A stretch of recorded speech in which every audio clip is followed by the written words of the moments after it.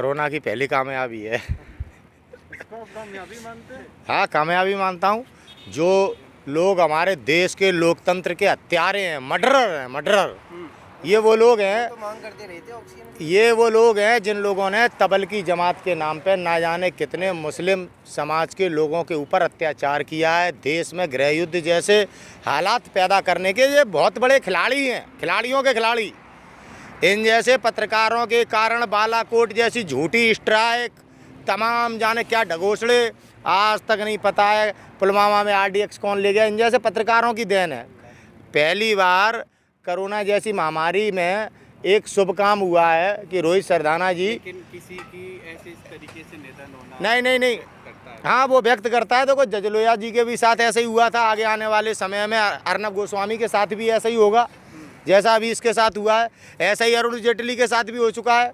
तमाम ऐसे हमारे देश में लोग हैं जिनके साथ रोहित सरदाना जैसा सिस्टम हो चुका है, लेकिन आज हमारे देश में उसके ऊपर चिंतन नहीं किया जाता है, क्योंकि आज देश में एक ही आदमी है, मोदी। कोई किसी को कुछ भी हो जाए। इतने किसान शहीद हो गए। रोहित सरदाना ने कितने बार हमारे किसानों के विषय में बात की, कितने बार हमारे किसानों को लेकर सरकार के ऊपर सवाल उठाए। एक बताना आप मुझको, एक बताना, ये लोकतंत्र के हत्यारे हैं। जैसी करनी वैसी भरनी हो रही है। जजलोया के साथ भी ऐसे ही हुआ था, याद रखना आप लोग, जैसा रोहित सरदाना के साथ हुआ है। अर्नब गोस्वामी के साथ भी ऐसे ही होगा, और बड़े बड़े अभी तमाम नेता हैं, राजनाथ सिंह जी, उनके साथ भी ऐसे ही होगा जैसे अरुण जेटली के साथ हुआ था। रोहित सरदाना के निधन से क्या गोदी मीडिया को कुछ सबक मिलेगा? मिल जाए तो बहुत अच्छा है, नहीं आगे आने वाले समय में धीरे धीरे करके सबकी बारी है। ये लोग क्या समझ रहे हैं लोकतंत्र के हत्यारे? क्या जब हमारे देश में संवैधानिक व्यवस्थाएं नहीं रहेंगी तो क्या ये लोग रहेंगे? इन लोगों की पूंछ इसलिए है क्योंकि ये आज संवैधानिक पदों पर बैठे हुए हैं, आज देश का चौथा स्तंभ है। वरना इन ऐसे चरित्र के लोग जो देश में मानवता को कुचल रहे हों, गरीबों पे अत्याचार कर रहे हों, लॉकडाउन जैसी परिस्थितियों में दिल्ली में आनंद विहार में ना जाने कितने गरीब बच्चे भूख से तड़प रहे थे, ये पता नहीं किस प्रकार की पत्रकारिता कर रहे थे। इन्होंने किसी भी गरीब के ऊपर हो रहे जुल्म, नरेंद्र मोदी के द्वारा लिए गए गलत निर्णयों के कारण क्या क्या देश में बदहाली हुई, क्या क्या देश में नौजवानों के ऊपर अत्याचार हुए, इन्होंने कुछ नहीं दिखाया। दिल्ली के दंगों में आरोपी को बचाने वाले यही लोग हैं जो मीडिया में बैठे हुए हैं। और रजत शर्मा ये क्या कह रहा था अभी हमारे किसान आंदोलन में ट्वीट करके कि प्रधानमंत्री के खिलाफ साजिश की जा रही है। इसके साथ किसी ने आज तक किसी इंटेलिजेंस ने इतना बड़ा ट्वीट किया, इसने इतना बड़ा टीवी का एंकर है रजत शर्मा। क्या कार्रवाई हुई? कहाँ से इसको लीड मिला? कैसे देश को गुमराह करते हैं? आज ये किसान अपनी ज़मीन के लिए लड़ रहे हैं। ये किसान आप लोगों के 125 करोड़ देशवासियों की रोटी की लड़ाई लड़ रहे हैं। रोटी हर व्यक्ति खाता है। माना कि आज देश में लोगों के ज़मीर मरे हुए हैं, आज लोग वास्तविकता को नहीं देख पा रहे हैं। आज नौजवान पता नहीं किन बातों में आज गुमराह हैं जो सोशल मीडिया के माध्यम से फैला दी गई, जैसे हिंदुत्व खतरे में है। युवा को ये नहीं दिख रहा कि मेरा भविष्य खतरे में है। हिंदुत्व के नाम पर गुमराह हो रहा है। क्या मोदी से हिंदुत्व थोड़ी है? अभी सुप्रीम कोर्ट का एक आदेश आया है, जैसा कि कई राज्यों ने ये मतलब फैसला लिया था कि कोई भी सोशल मीडिया पे अफवाह या फिर डर का माहौल बनाएगा या कोई भी पोस्ट करता है, जैसे कि हॉस्पिटल से किसी ने मदद मांगी या किसी ने किसी भी टिप्पणी की, उसको लेकर जो कार्रवाई हो रही थी उन लोगों पे, अब उस पर कोई कार्रवाई करेगा तो सुप्रीम कोर्ट उनकी हमेशा कार्रवाई करेगा। मतलब कि जैसे कोई भी दिखा रहा है हॉस्पिटल की, मतलब कोरोना की न्यूज़ दिखा रहा था ना, तो उन पर कार्रवाई नहीं कर सकते। अब पुलिस वाले अगर उन पे कार्रवाई करते हैं, जो भी पोस्ट डालता है, जो भी टिप्पणी करता है, तो अब सुप्रीम कोर्ट उन पे कार्रवाई करेगा। हाँ, तो ये तो एक बहुत अच्छी बात है। अगर सच दिखाने में, अगर आज दिखाने वालों के ऊपर जो अत्याचार कर रही है मोदी की सरकार, आज सुप्रीम कोर्ट उनके बचाव में आया है तो बहुत अच्छी बात है। ऐसा होना चाहिए और उन पत्रकारों की सबसे पहले रिहाई करनी चाहिए जो पत्रकार आज UPA लगा के इन लोगों ने बंद कर दिए हैं, क्योंकि वो इनकी सवाल पूछते थे, इनसे इनकी नाकामी पे वो सवाल उठाया करते थे। मनदीप पुनिया के साथ भी इन्होंने ऐसे ही किया। आज जो पत्रकार बंद हैं, शायद वो पत्रकार बंद ना होते, अगर आज वो आज़ाद होते तो हो सकता है कि ऑक्सीजन की कमी इस देश में ना होती और ऐसे लोग ना मर रहे होते, क्योंकि सच और सरकार की कमजोरियाँ आज लोगों के सामने होती। आज वो पत्रकार बाहर हैं जो सरकार की झूठी वाहवाही कर रहे हैं। अर्नब गोस्वामी जैसे पत्रकार जो आज इस माहौल के सबसे बड़े जिम्मेदार हैं, ये मोदी की वाहवाह करते हैं। आज हमारे देश में स्वास्थ्य का कोरोना जैसी महामारी से लड़ने में जो सुविधाओं का अभाव है उसका कौन जिम्मेदार है? भारत सरकार जिम्मेदार है। कौन जिम्मेदार है? ये मीडिया जिम्मेदार है, जिसने सरकार की नाकामियों को छुपाकर झूठे सरकार के प्रचार को 5 ट्रिलियन अर्थव्यवस्था हो रही है हमारे देश की।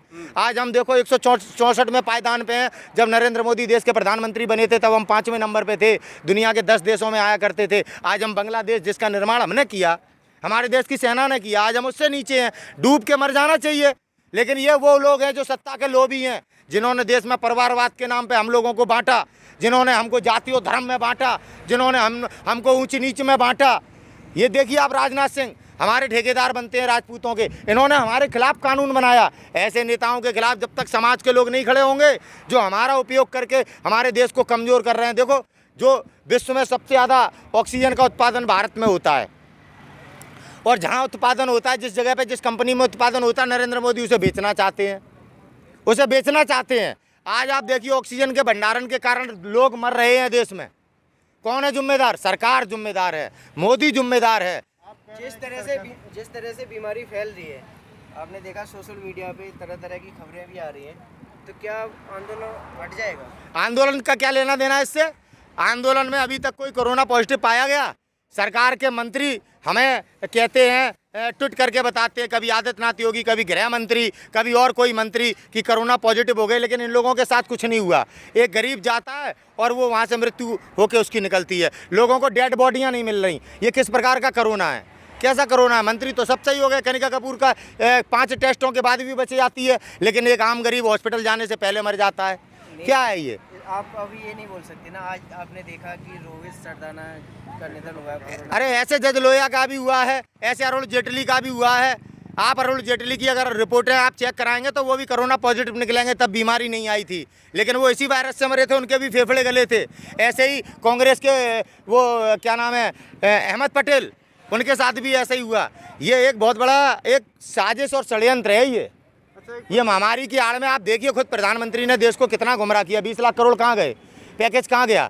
प्रधानमंत्री केयर फंड का पैसा कहाँ गया? आखिरकार मोदी ने ऐसा कौन सी स्कीम दी है, ऐसा कौन सा कार्य किया जो देश को लगे महामारी से नरेंद्र मोदी देश को बचाना चाहते हैं? एक उपयोगिता बताइए आप, केवल बातों के बाण के अलावा एक उपयोगिता। देश से सवाल है ये। इतने बड़े देश में आज ऑक्सीजन की कमी है, तो विदेश से ऑक्सीजन मंगाई जा रही है, क्या इसका जिम्मेदार कौन है? इसकी नरेंद्र मोदी की नाकाम नीतियां। अभी दान कर दिया ऑक्सीजन, दान कर दिया। नरेंद्र मोदी के उद्योगपति ऑक्सीजन का भंडारण करे हुए हैं, भंडारण करे हुए हैं।